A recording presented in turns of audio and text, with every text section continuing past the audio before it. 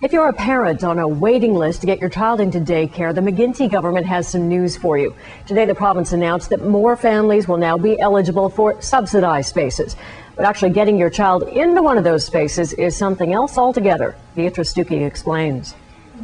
Agatha Frankiewicz is one of the lucky ones. She found a full-time daycare spot for her daughter Victoria.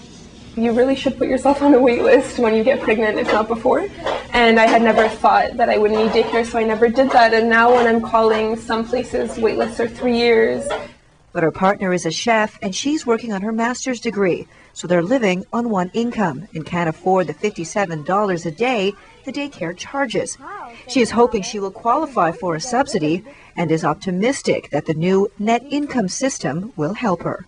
It is a lot easier to file because right now we just need our income notice of assessment from last year and proof of residence and address. We expect this to benefit approximately 25,000 more kids.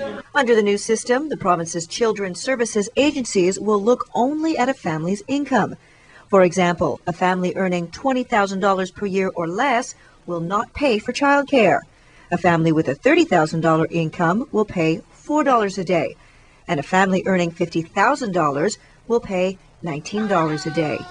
Previously, it was based on several factors, including income, expenses, rent, and assets.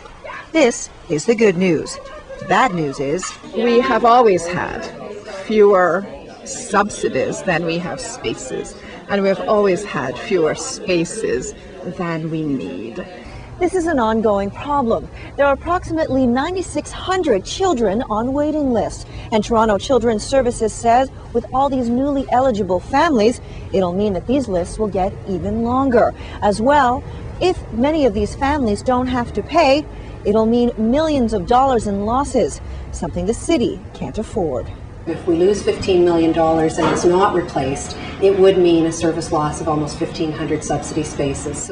But that is something the minister says will not happen. She also hinted at possible extra funds for municipalities when the budget comes down this March. Beatrice Stuckey, CBC News, Toronto.